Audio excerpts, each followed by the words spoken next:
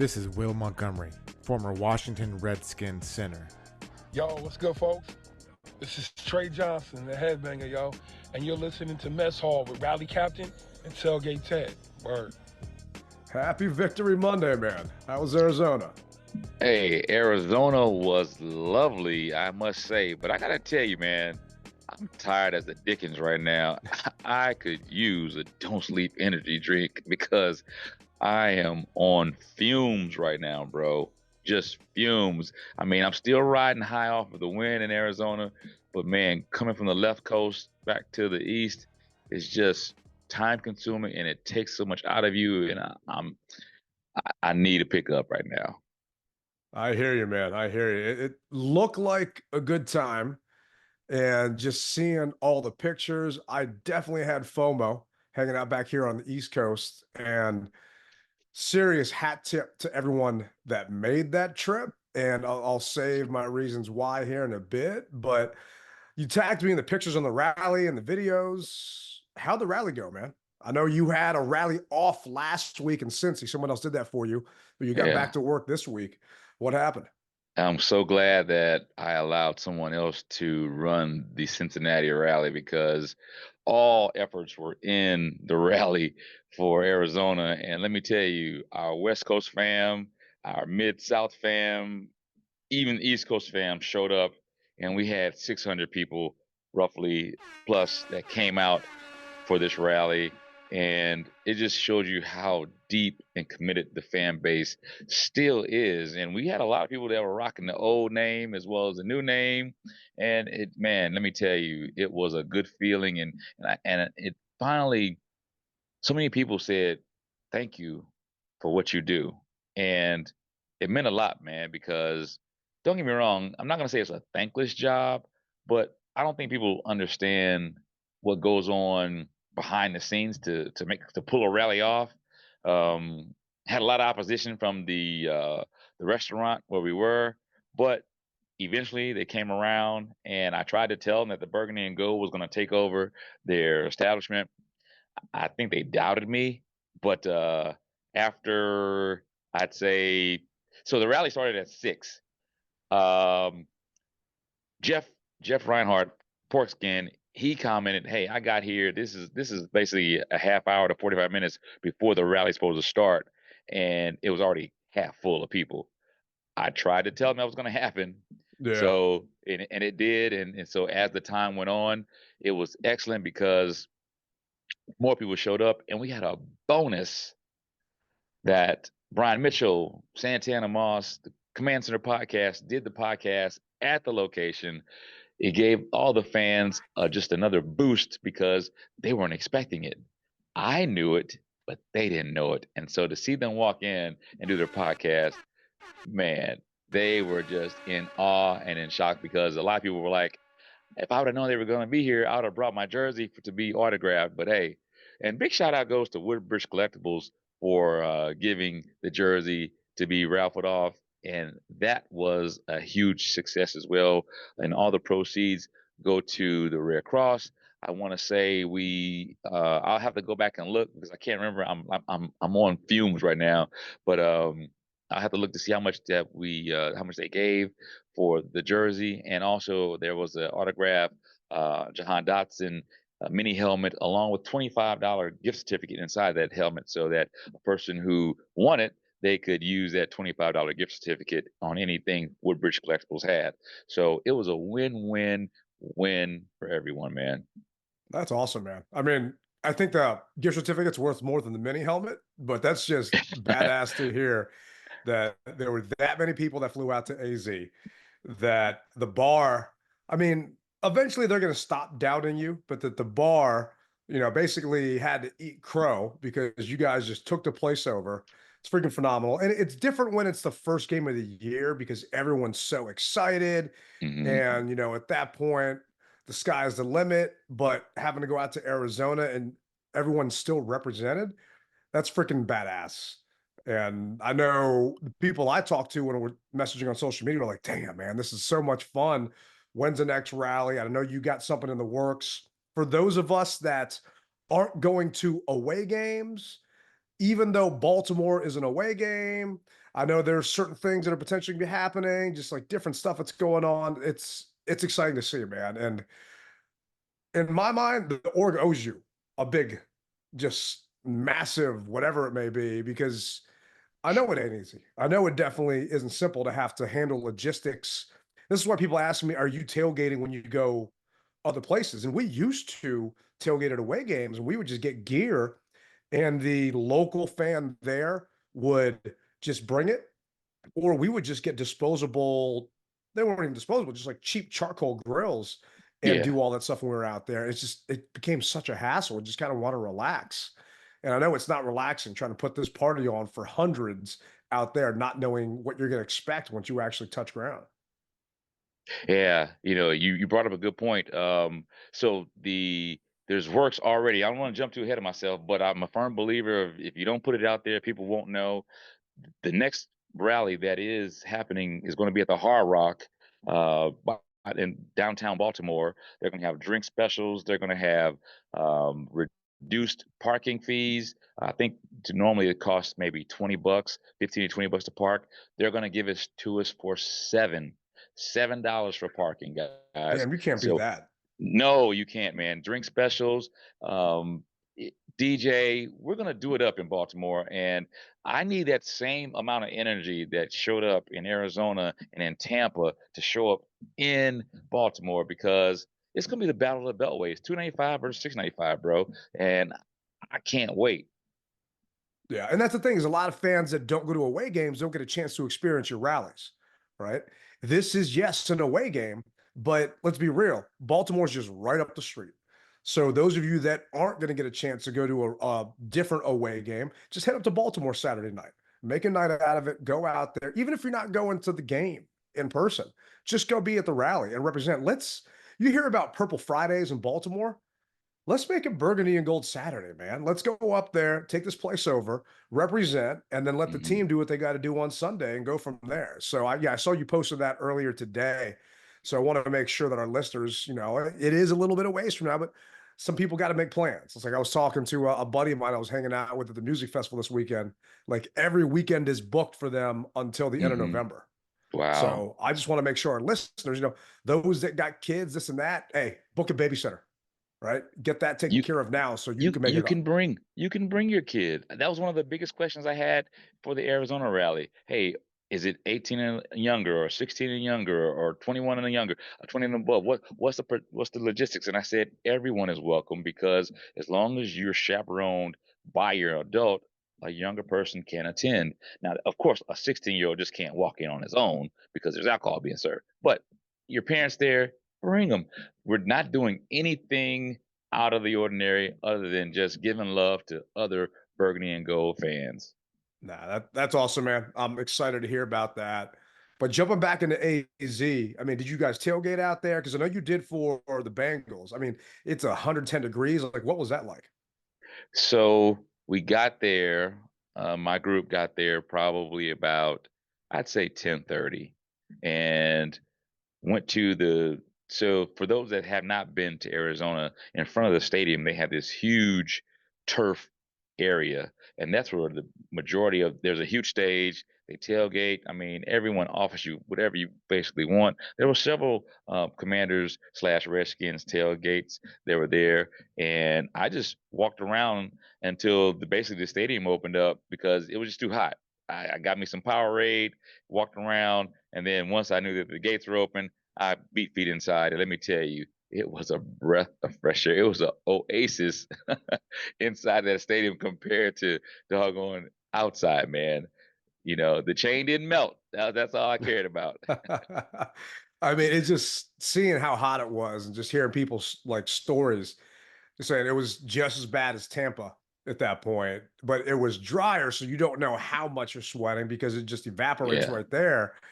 And I know I saw you hanging out with some of the owners down the field with your little field passes. I think yeah. Mark Ein, it's becoming his ritual to take a picture with the flag. So that's badass. And it just looked like a ton of fun.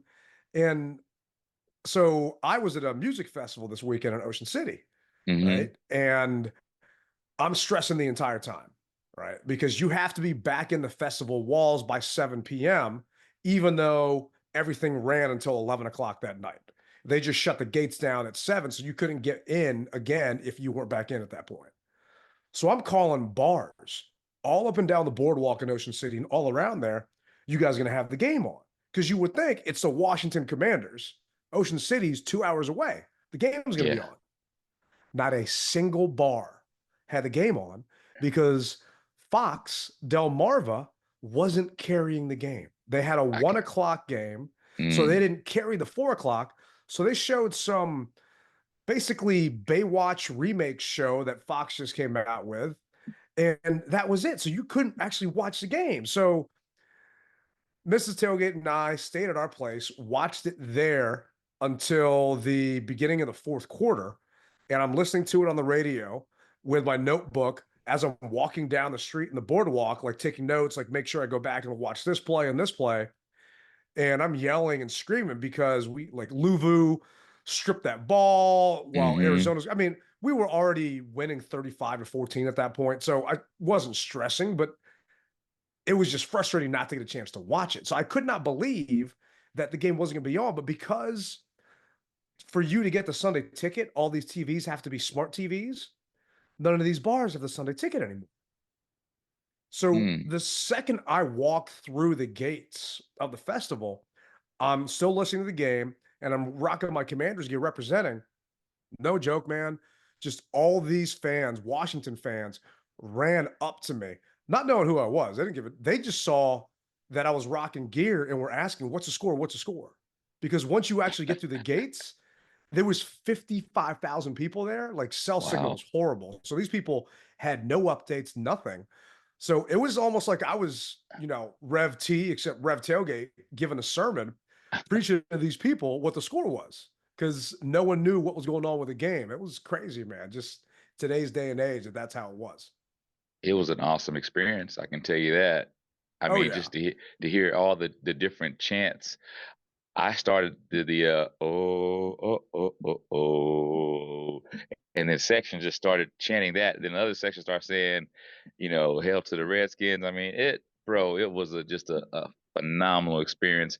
And the Cardinals fans started booing once they made a couple mistakes, and then we really just took over and just had a good time. And I got to tell you guys, if you have not experienced being at an opposing opponent's stadium, and their fans walk out early. You've seen it happen at at Northwest Stadium. You've seen it happen at Northwest Stadium with our fans. Imagine it happening with their fans walking out early. It's priceless. It's a beautiful thing, man. So the second quarter was ending. There was 30 seconds left on the clock, and we got that sack on Kyler. They had to punt, right? With 30 seconds left, past regimes would have immediately just taken a knee at that point and just gone into the locker room. Well, that's not what DQ did. This is actually DQ talking about. The way you closed the first half, starting with the sack on fourth down, getting the field goal, then immediately scoring in the third quarter, just how huge it took a close game to 17. Yeah, those are the margins, when you got a chance to go get an opportunity. And so for them going on at fourth, getting the stop, then we still had timeouts available at that spot. So no going into it, we're not far away. We can, use the clock and use what we needed to do. And then getting a chance to come out, for the second half, that was a really big turning point in the game. I think that was the dagger that their fans basically realized, damn, we ain't going to win this. Because once Washington made that field goal at that point, you could hear their fans booing. And then all of a sudden, cheers came out of nowhere on the TV broadcast. And Mark Schlereth, because I couldn't actually listen to, so I DVR the game and I listen to it on the radio so I can listen to our feed, the hometown, like our feed, the Commanders feed. Well, I got stuck listening to both feeds because it was a 30-second ahead on the TV and then 30 seconds behind on the radio. So Mark Schlereth was like, that's the Washington fans cheering right there. Like, we could hear you guys cheering at that point. And it was just so awesome to see because their fans were just booing the Cards for, giving up another 3 points and then going in Yeah. at halftime, just losing. But you guys took that place over. And this is actually what DQ had to say about the fans. All right. Good to see you guys. First thing I wanted to hit before we got started.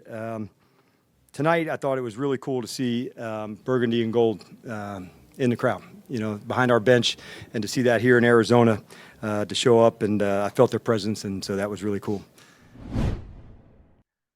So that's not the first time you mentioned it. Other players mentioned it. Other people mentioned it on the broadcast. I mean, you guys, if this was a job, you guys all deserve a raise because you represented out there just big time. And I know this ain't going to be the last of it. And it's fun to be a fan again, man. And I know I said that on the last show, but walking around the music festival and just seeing Commanders gear, right? People were rocking actual Commander stuff there because it was a game day Sunday. Even though they weren't watching the game, they were still representing. And then hearing all of you guys out in AZ and how you just represented all of us back home that weren't there, hat tip, man. That was just badass. Yeah, bro. It was very exciting. And shout out to everyone at the rally who said that they listened to the show and actually said they were inspired by me to start giving blood. And so that touched my heart, bro, because a lot of times the message falls upon deaf ears, let's face it. I mean, someone's listening, but you don't think anyone's really going to take action. And the mere fact that a couple of people said, hey, you started me to give blood. I thought about it. I can do it. You said there's a blood shortage. I looked into it, and you're right. There is a blood shortage. And so a big shout out to those guys. I mean, that just makes me so good. Another shout out goes out to I'm having a brain for it. I'm tired. Excuse me, guys. It's been a long trip west. Yeah. Shout out goes to Jayden Daniels' mom, Regina Jackson. She came to the rally and she told me she was going to come, and she surprised me. And she came to the rally, saw her again on the sidelines, said thank you again to her, took a picture with her in the flag. She's an awesome lady, man. You need to tell her to get Jayden on the podcast, see what she can work out there, right? But no, that's badass, man. Look at you hobnobbing. I mean, you're out there, you're watching the game, and obviously you're seeing us just kick their ass. Did you think that Jayden would be this good this fast? I'm going to say no, just keeping it 100 with you. I mean, let's just say this. I wanted him to be, but as we all know, that the rookie is going to hit a slump at some point. When will it be? I don't know, because right now he's playing lights out. And I thought that maybe he would have had a slower start, if you will, just because he's a rookie. And rookies are synonymous with making mistakes and doing all the things that rookies do. So if anybody tells you, oh, I knew he was going to, no, you didn't. No, you didn't. No one knew, but we wanted him to be good. And so all the wants that we had, he's coming into his own and being those wants to be that good guy that we all wanted him to be. And so now we don't have to want anymore. But at the same time, not to say I want it to happen, but I was happy that he finally threw his first interception. He got it out of the way, and I wasn't upset about it. You know what I mean? He's done so well to where he once he did it, he didn't put his head down. He went to the sideline, looked at the computer, what he had to do, and came back in and balled out. That tells me everything I need to know. So to answer your question, no, I didn't think he would be this good. I was hoping that he was. He is. And he's all that in a bag of chips, as they used to say back in the day. This is actually what JD had to say about that. Did you think it could be this good this fast for you guys? I don't know. I didn't have any expectations. How much can we learn? And how can we keep growing? And for me personally, how much can I learn and keep growing? How fast can I learn to become a pro and keep going from there? I'm with you. I was not happy that he threw the first pick, but they just kept making a big deal out of it. Just like the whole punting thing. Like, we're not realistically not going to punt, okay? And JD is not going to throw, 20 touchdowns and 0 interceptions. It's not going to happen. But the throw that he made on that interception, went back and looked at it. It was the right ball. And they actually talked about it on the TV broadcast. He made the right decision and the right throw at that point, like the right receiver option. Yeah, and yes, there was a guy open underneath, but Jayden made the right call in the moment. He just had a bad throw, right? I mean, the kid can have a bad throw from time to time. And people, were saying, oh, what's going to happen? Well, he had a bad throw, and they asked him, what did your teammates say? No one said anything to him because they knew that it wasn't a big deal, that it was going to be okay, and it was going to bounce back. And what I loved is the defense after Jayden threw that pick immediately got to stop. It was almost like they said without saying it, we got you, kid. We got your back. Don't worry. We'll get it back for you. And I feel that, and granted, the defense, they gave up a ton of yards on the ground. There's no hiding that. No. But 5 of the first 6 third downs, they stopped, right? The defense finally actually came to play today, right? And they did a good job, but the true person that's carrying this team is Jayden. And I mean, what were the Arizona fans saying? Because they have basically an older version of Jayden, or what Jayden, is being compared to in regards to Kyler because Cliff had him. Were they saying anything to you in the stands? Oh my gosh, yes they were, bro. So after the game, during the game, they were saying, "Man, we wish this was our quarterback." I even had so obviously at every NFL game, you're going to have the majority people who are Commanders fans or Arizona fans. They actually had sprinkled in other fans from other teams who were walking down and out of the parking lots, and they're saying, "Man, we really do wish we had your quarterback. You guys are going to do well." And I just looked at them and said to myself, "That's a shocker," because I think the last time that I heard that was probably 2012. And I'm not trying to continue to go back to the whole 2012 RG3 thing, but that's when I heard that same type of semblance. And even Jerry Jones said it about RG3. So we just haven't played Dallas yet. So when we play Dallas, I'm sure that he's going to say, "Boy, I surely do wish that I had that Jayden Daniels." Oh, yeah. I mean, people wanted him. They wanted to trade for him, right? This is actually what Des Bryant put out here. And let me see if I can pull this up. I promise this is not the case. Commanders have a legit coaching staff, and they build around their quarterback gifts. Kingsbury and Daniels was the perfect marriage. You really don't want to know how I feel about Jayden Daniels. I've made some bold statements about him in my group chat, and he's living up to everything I've said so far. The game is not too big for him, and he runs the RPO to perfection. What a lot of quarterbacks have a hard time doing, he make it look easy. A effing rookie, lol, that's wild. I mean, and Dez was just going on his Twitter about it. He said, I'll argue the Commanders are very legit. I mean, we are in first place of the NFC East right now. And I tweeted out this morning, like, I'm trying to stay medium throughout this entire process. I'm trying to not like get overly excited, but how can you not? Because the way we're winning, right? Yeah. That is what's the most impressive. We put Yeah. up back-to-back games with 40 plus points, right? And the last time Incredible. we did that was 1991. And guess what happened in 1991, right? I mean, I'm not saying that's what's going to happen, but the last time we scored 38 plus points back-to-back games was 91. We haven't had this kind of offense. And the thing is, people will talk about Robert's year. That was a gimmick offense. Jayden is killing you from the pocket, just being a Yeah. perfect passer. That's the thing. That's why this is so exciting, because it is so sustainable. Roberts wasn't sustainable.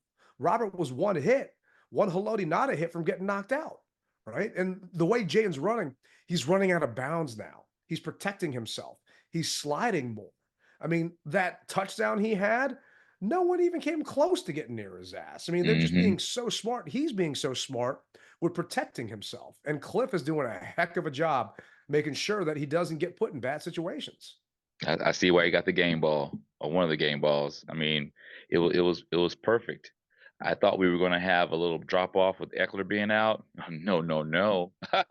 McNichols came in and said, give me the rock, baby. Don't doubt me. Don't doubt me. Let me show you what I can do."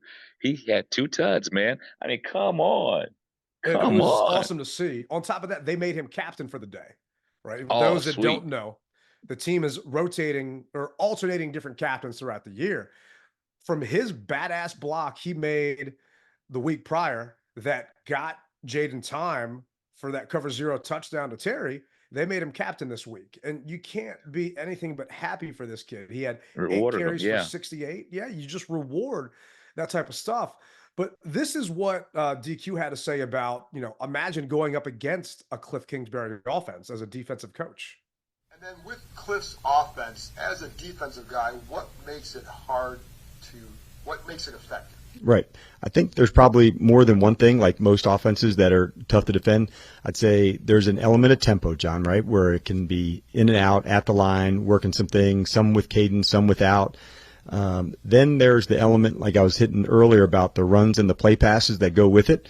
And if you can make those two things look similar, John, with gap schemes and pulls, and then, be able to throw, to the tight end and, slants off of run action, that can make it challenging because your eyes are obviously at the line of scrimmage ready to defend the run and then, to rip a play pass to go. And then I would say that the third element, which is not necessarily scheme driven, but it's Jayden and his ability to create, a second play, that make it difficult. So it's run and play pass. That's a combination. And then the combination of Jayden, outside the pocket, with his legs creating some first downs.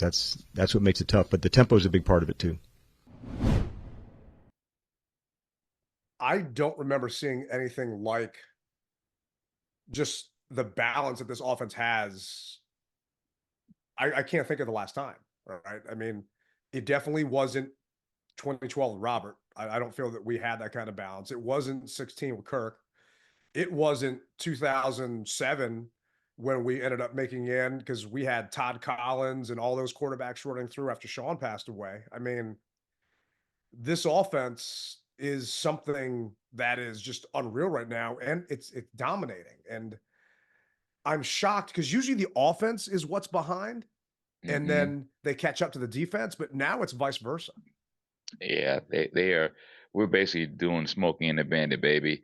And for those that don't know about Smokey and the Bandit, we got a long way to go and a short time to get there. We're gonna do what they say can't be done, and it's getting done right now, right in front of our faces. And that's what I like about this, And I think the key number right now that everybody's got to remember is either 30 or 35. And that's how many new players are on board right now. We had to get rid of all the old stuff and bring in this new stuff to formulate this team. And I said it early on, and I'm going to continue to say it. Do you see those pieces coming together?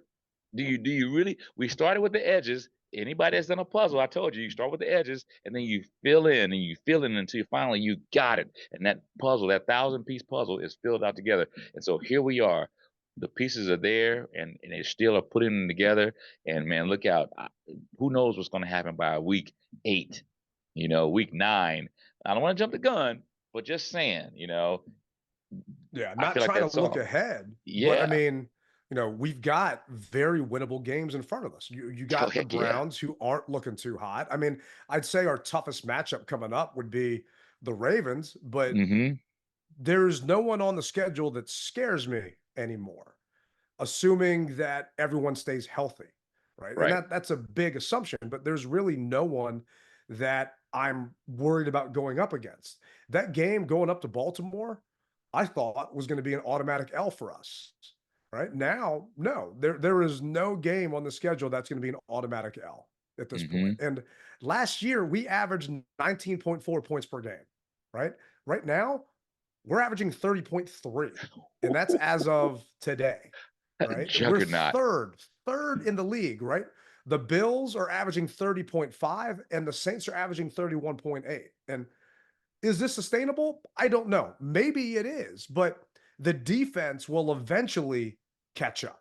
Even if Mm-hmm. the defense just gets to half as good as this offense is, man, I got a trip coming up in January, and it's making me scared because I don't Simmer, know what's going to happen. simmer, I know, simmer I down, know. It's simmer like I down. told you, I'm trying to stay medium, man. It's not working every time we start talking about it.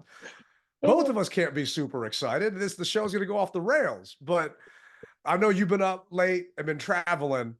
Let's make this a quicker one. Who gets your rally chain? Like, give me 3 people.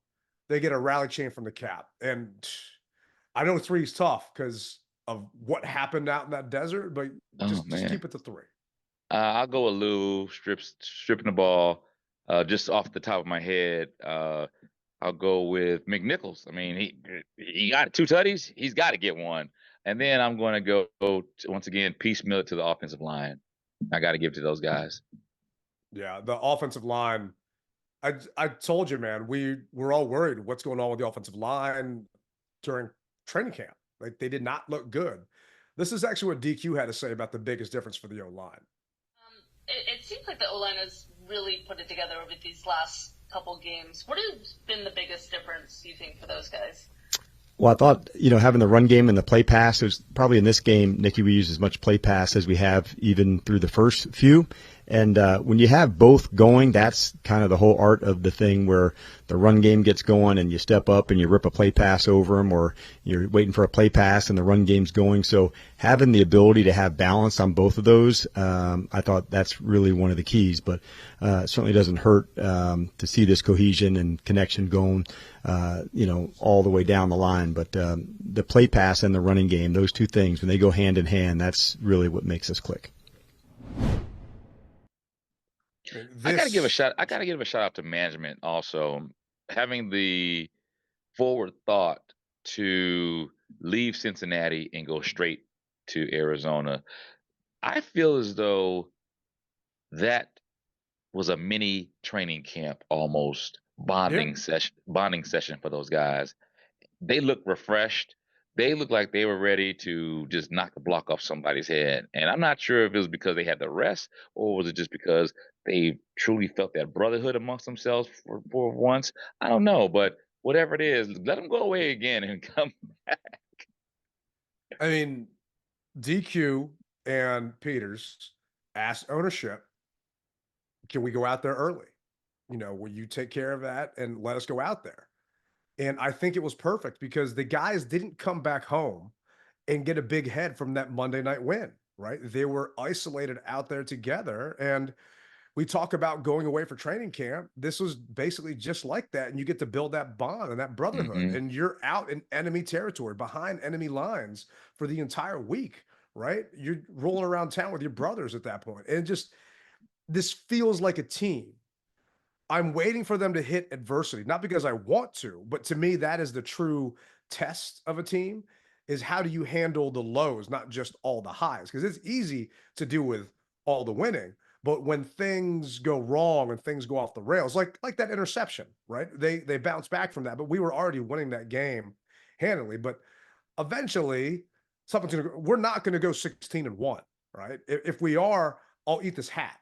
It's my favorite hat too, so I'll be pretty Wait upset a about minute, it. brother. See, the captain's not gonna do anything like that. I'm not gonna tell you that I'm gonna do something crazy, because you just never know what may happen. Hey, And if we go 16-1, I will gladly eat this hat. But I'm just saying, oh, eventually, okay, something's going to happen, all right. right? And that's when the coaches earn their money, right? You get these guys to rally around and come back. And not to jump ahead to the Browns game, I don't think it's going to happen this weekend, but we'll see. But for me, I got to cut up my rally chain to you and our brothers and sisters that went out there and made that trip.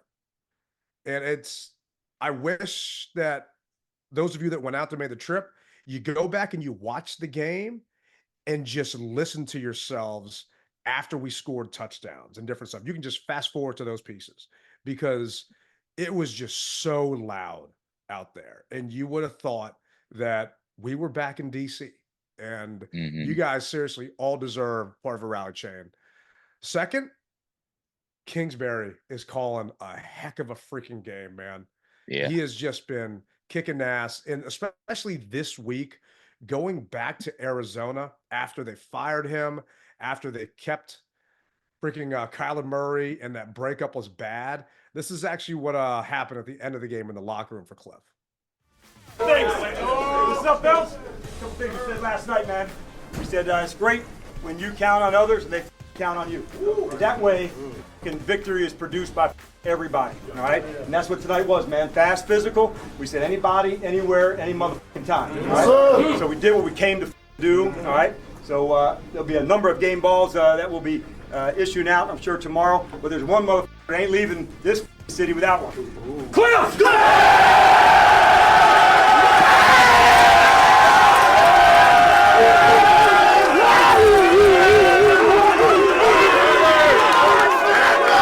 On to the motherfucking next. Yeah!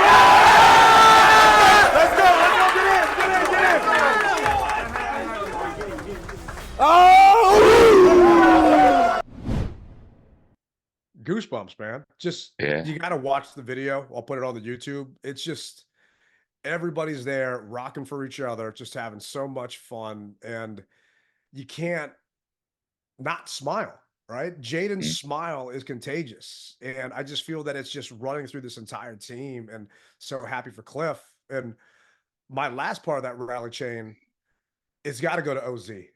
OZ out of nowhere just turned into number 2 for this week, right? He had 6 catches, 85 yards, right? I mean, he was just hustling all up and down that field. And I know he didn't have a tutty, but he was just busting his ass. And believe it or not, he was actually our highest graded offensive player for this week through PFF, right? They gave him a 93.2. Overall, he got a 91.8, right? And Jayden was an 82.7 overall. Right. It's so fun to see not just one person being highlighted, but right. Eckler goes down. All right. McNichols steps up, right? They're double teaming Terry, even though Terry still had 7 catches. All right, OZ, your turn, right? And it's beautiful, man. Jayden is just spreading the love around to everybody. And I can't wait to see it in person at home again this week. Me too, man. I can't wait as well. And I'm going to spread some love to my pillow. And I hear the music playing in the background, which lets me know that we're bringing another episode of the DMV Mess Hall to a close.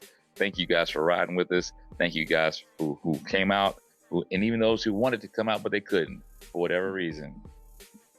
Remember, you rep it hard, but you don't rep it at all.